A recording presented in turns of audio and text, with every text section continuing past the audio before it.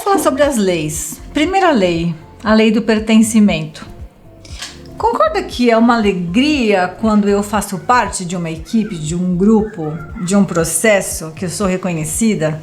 Concorda comigo que é uma delícia usar a camisa do seu time? É uma delícia dizer que você é do time tal quando ele está ganhando, porque você pertence àquela vitória, pertence àquela história? Imagina um outro exemplo, quando você viaja para um outro país.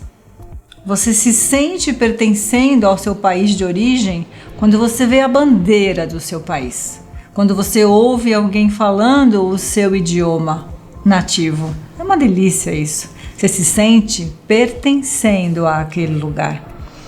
Mas também o contrário é verdadeiro. Quando você muitas vezes vai para uma festa e está lotada de gente e você olha e fala: cara, eu não sou desse ambiente, não tem nada a ver eu estar aqui, quero ir embora, né?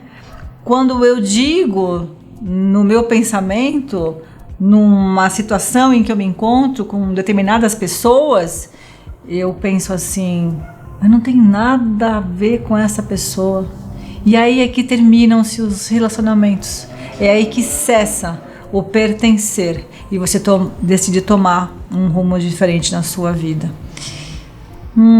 Outro exemplo simples também é quando você vê uma freira ou quando você vê um padre na rua, você sabe exatamente aonde ela pertence, né? Que é o catolicismo, que é o convento. Não é assim que nós funcionamos na nossa mente?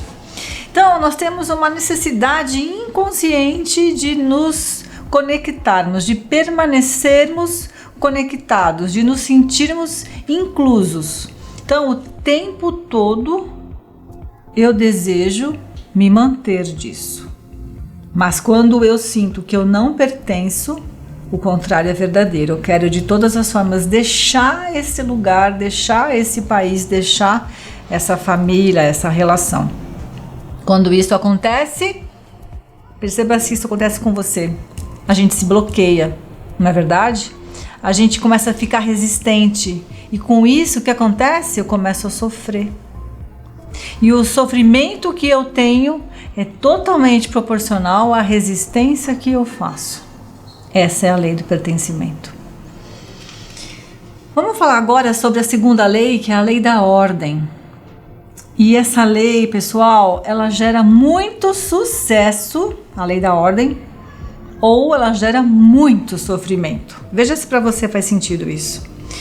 Existe na vida uma ordem que atribui a tudo que se originou primeiro. Então, na sua ancestralidade, tem pessoas que vieram antes de você.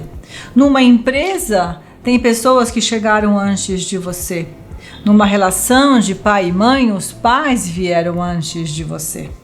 A precedência a tudo que é construído depois deve ser respeitado. Fatos que aconteceram na minha vida primeiro e fatos que aconteceram depois. Se você é casado pela segunda vez, saiba que se você não der um lugar na sua vida e na sua história para sua primeira esposa, para o seu primeiro esposo, se você não reconhecê-lo, a sua vida com o seu segundo par não vai ter sucesso. Pode apostar nisso. É como dizer que o fruto vem sempre depois da flor. Não é verdadeiro isso? Nunca antes. E no universo tudo tem uma ordem. A reverência ao que veio antes gera harmonia e felicidade. Algumas pessoas se prendem ao passado, se prendem a coisas que aconteceram e não vão voltar mais. A gente precisa deixar o que é lá, lá, e seguir adiante, para que a vida flua. Uma outra informação importante para a lei da ordem é a questão do homem e da mulher. Você sabia que homem e mulher numa relação eles são iguais? Não existe diferença? O homem não é maior, a mulher não é maior. Se os dois não entenderem que são iguais, haverá uma desordem nessa relação. Você vai se sentir que não pertence a essa relação, vai querer sair dela. Talvez você tenha forças, talvez você não tenha. Pai e mãe, cada um tem o seu lugar. Pai e mãe, homem e mulher, são iguais. pai e mãe, antes de serem nossos pais, são pessoas comuns e podem errar.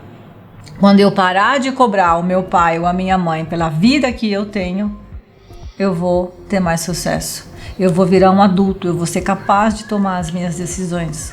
Caso contrário, eu vou continuar sendo uma criança mimada para o resto da vida.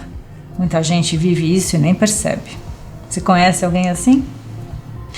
Pode acontecer, talvez você conheça alguém que passe por isso, talvez você passe por isso. Pode acontecer que numa relação a mulher passa a assumir somente o papel de mãe e deixa de ser a mulher, a esposa. O que acontece com o marido? Ele vai procurar essa ausência em alguém fora da relação, porque a mulher deixou de ser mulher, ela passou a ser somente mãe. O lugar da esposa fica vazio e ele vai procurar outra mulher. O contrário também é verdadeiro, tá? Não modifica. Por último, a lei do equilíbrio, a terceira grande lei abaixo das ordens do amor de Bert Hellinger. Lei do equilíbrio é uma lei simples, é a lei entre dar e receber. Em setembro do ano passado, quando eu fiz aniversário, eu tomei a decisão de dar de presente constelações, não posso dizer que gratuitas. Por que não foram gratuitas? Porque ao final da constelação eu pedi à pessoa que doasse um valor qualquer que fosse do seu coração para uma casa de caridade, que é a casa do Betinho. E essas pessoas deram com muita alegria esse valor, né? Porque estão dando para pagar uma conta do que receberam. Então a lei do equilíbrio é entre a lei de dar e receber. Eu me coloco no universo, na vida, sempre, né, através da lei do equilíbrio, para retribuir da mesma maneira como eu recebi. Isso é imediato no ser humano. Olha só que exemplo simples esse. Se você dá uma fatia de bolo para sua vizinha e nos dias seguintes, ela traz para você um bolo inteiro, você vai achar que foi equilibrada essa relação? Você acha que foi tudo bem? Você vai se sentir mal, não vai? Isso vale para a lei do equilíbrio, o dar e receber. Numa relação de casal, os dois têm que estar contribuindo da mesma forma. O que a esposa dá tem que ser no mesmo valor do que o esposo dá. Não importa o que seja esse dar, mas tem que ser equilibrado. Só perdura a relação em que houver respeito e igualdade. Isso é o ponto principal de uma relação. Se isso não acontecer, a relação vai terminar. Se houver força para isso de um dos dois. Senão vai continuar o sofrimento. Numa caridade, por um outro lado, por mais que exista essa vontade de você retribuir sem esperar nada em troca, quem recebe vai querer contribuir.